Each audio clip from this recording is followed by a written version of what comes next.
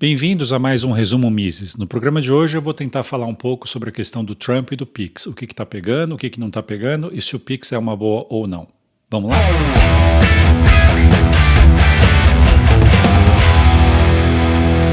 Esse é mais um programa da série de ponto de vista, então ele não vai ser baseado em nenhum artigo. Já que é de ponto de vista, eu já de cara vou dar o meu. Eu acho que essa ação do Trump não é a melhor forma de brigar pelo tal desse Pix, seja lá qual for o problema. Então, vamos entender a questão do Pix. E para entender o Pix, como ele funciona e quais seriam os problemas que ele teria, eu vou fazer 3 perguntas para exemplificar assim, uma visão macro do que estaria pegando, né? Tanto para o Trump como para você que está assistindo o programa. Então vamos lá. Eu quero começar com uma pergunta. A pergunta é o seguinte: o Brasil possui um bom sistema financeiro? Vamos mudar um pouquinho. A pergunta vai ser: o Brasil possui um bom sistema bancário? Vamos entender o que está pegando. Eu já sei que você vai dizer que sim, ou a grande maioria das pessoas vai dizer que sim, o Brasil tem um excelente sistema bancário, um dos melhores do mundo. Se você já viajou, você vai ver que, quando você vai fazer um depósito num banco, o cara depositava e colava um carimbo, não tinha nem autenticação mecânica. Em alguns lugares o cara pedia telefone, endereço, nome, preencheu um monte de coisa à mão. Enfim, é supostamente um atraso, né? Em alguns lugares você vai dizer que os caras usam cheque, leva dias para compensar, tá? Apesar que isso é uma lenda, tá? Os Estados Unidos têm um negócio chamado Act 21 que compensa o cheque na hora. Inclusive, o sistema brasileiro foi uma cópia do sistema do Act 21, que hoje já faz algumas compensações na hora, já confere assinatura digitalmente, tal. Projeto da IBM, por sinal. Eu mesmo, quando comecei a trabalhar com automação industrial, precisava comprar algumas coisas nos Estados Unidos e tinha aquela coisa de mandar o cheque dentro do envelope, sabe, mandar pelo correio o cheque. Tinha cara que mandava até o dinheiro, botava os dólares no envelope e mandava via correio e tal. Muito bem, vamos então à segunda pergunta. A segunda pergunta é: para que serve um banco? Um banco basicamente serve para você guardar o dinheiro lá, você pagar coisas, pagar boleto, pagar Pix, alguma coisa que você esteja comprando e tal, e também para crédito, para você poder ter não só o teu cartão de crédito, mas você poder financiar coisas, né? Você poder financiar a sua casa, seu carro, etc. E algumas coisas mais específicas, como por exemplo algumas operações de seguro, algumas operações de câmbio, enfim, algumas outras operações um pouco mais específicas, mas eu estou falando mais do dia a dia, para a pessoa normal. Quer dizer, a pessoa normal basicamente usa o banco para guardar dinheiro, e com esse dinheiro que tem guardado lá pagar contas, e de vez em quando fazer algum financiamento de alguma coisa. Bom, vamos então à terceira e última pergunta, que soem os tambores, vamos à terceira e última pergunta. A terceira e última pergunta é: o Brasil tem um bom sistema bancário? Eu já fiz essa pergunta antes, mas foi antes de fazer a segunda pergunta, para forçar uma reflexão de para que serve um banco. Se você olhar só o adjetivo, o sistema bancário brasileiro ele parece ser muito bom. As agências são muito bonitas, todo mundo lá é simpático, é legalzinho, é bacana. Os aplicativos de celular são lindos, maravilhosos, luzinha piscando, é tudo muito bacana, propaganda, nossa, maravilhoso, o extrato é bonito, é tudo bonito. Mas se você olha o que realmente importa, o verbo, ao invés de ficar se perdendo no adjetivo, você olhar o verbo, que é poder pagar seus estudos, e depois poder comprar o seu carro, e depois poder comprar a sua casa, o sistema bancário brasileiro é horrível, é péssimo. Eu diria, talvez soe um pouco forte, mas que dos principais países do mundo, os países mais importantes, o sistema bancário brasileiro é o pior do mundo com folga, mas com folga.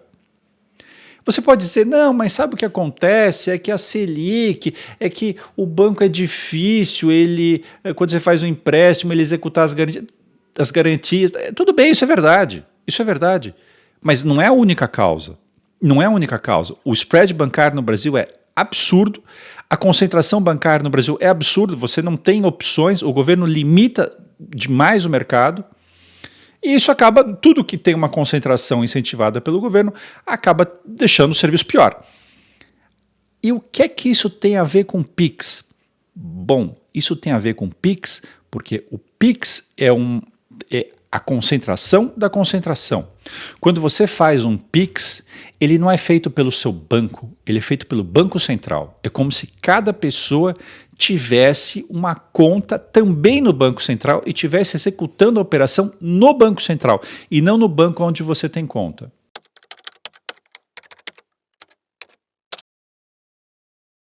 E daí que é exatamente essa concentração que está pegando com os americanos.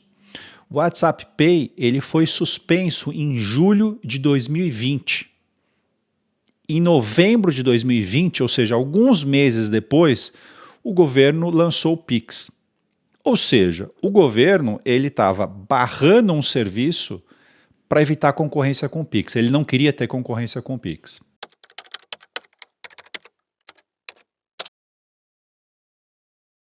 Esse é um dos argumentos que a gente mais escuta por aí. Sim, seria ótimo se a gente tivesse um serviço de graça, mas nada nesse mundo é de graça. Infelizmente, nada é de graça. E aí eu vou falar um clichê. O clichê é: olha, se algo é de graça, é porque o produto é você, sou eu, somos nós.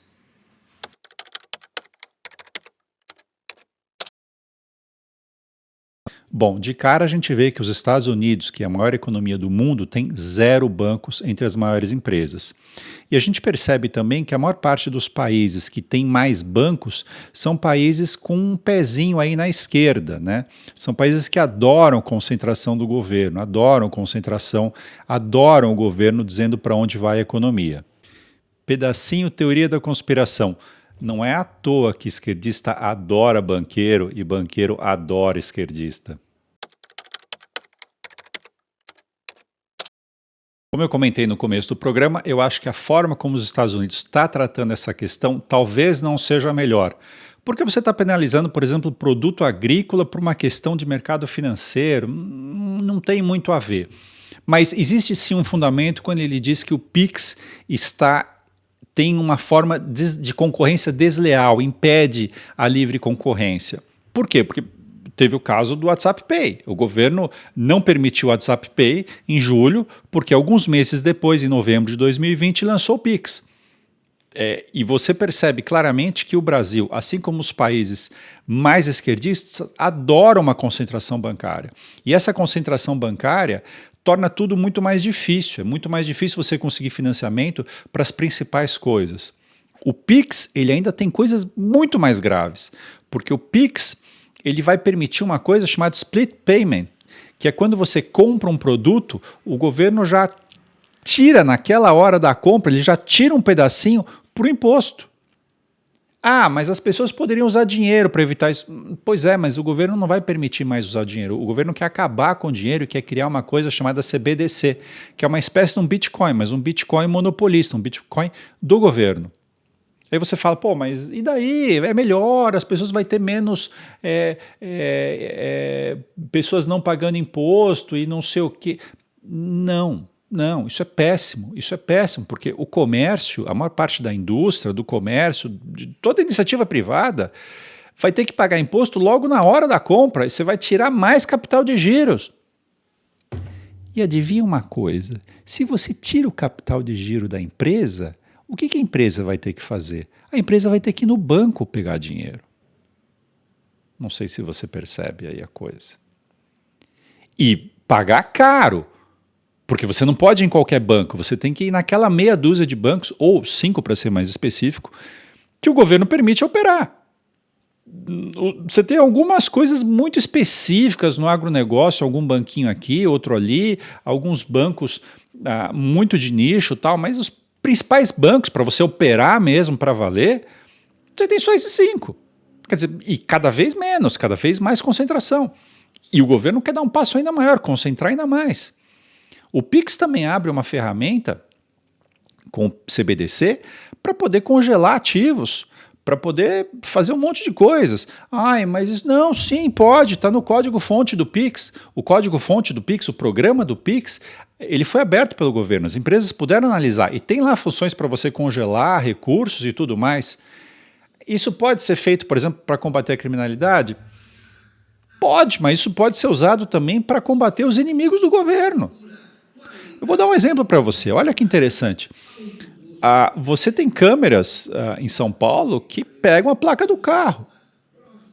Era para ter 0 roubos de carro em São Paulo. 0 roubos de carro em São Paulo. Por quê?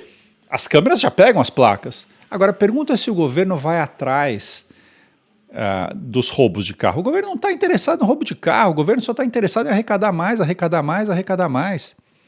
Por exemplo, você pega na Bandeirantes, você tem câmera que pegam a 3 quilômetros de distância.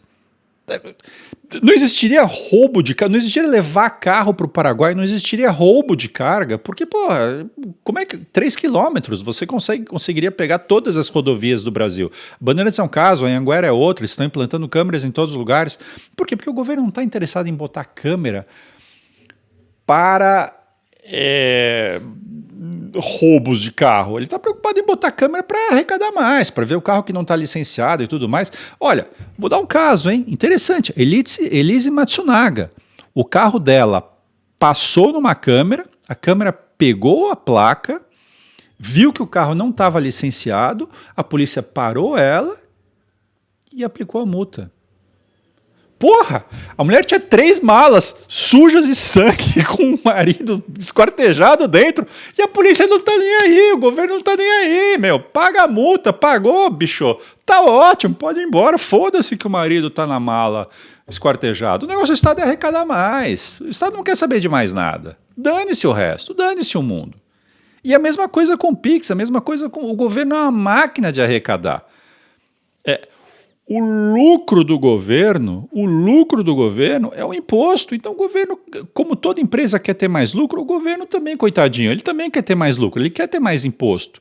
E daí vai focar em pegar mais imposto. É assim que funciona, é assim que os incentivos funcionam com relação ao governo. Então a questão do Pix é uma questão extremamente grave. Né? Eu sei que as pessoas olham muito no curto prazo, olham muito no adjetivo, olham muito, mas eu consigo pagar aqui um pouquinho mais barato e consigo mais rápido, é um pouquinho mais prático, olha que legal a telinha, tudo bem, mas você não está olhando o longo prazo, você não está olhando as coisas realmente importantes. Essa facilidadezinha aqui está trazendo uma série de outros problemas. Porra, se fosse ter facilidade mesmo, por que você não usa o cartão de crédito? Você poder ter parcelamento, você conseguir ter prazos maiores para pagar, você conseguir ter uma série de vantagens, poder ter chargeback, por exemplo, se o teu celular fosse roubado. Mas você não tem muito crédito no Brasil. Então, basicamente é isso. Eu estou dando. Esse é um programa de opinião pessoal, mas é uma opinião baseada na escola austríaca. Eu espero que eu tenha me explicado bem e obrigado por assistir. Um abraço, até mais.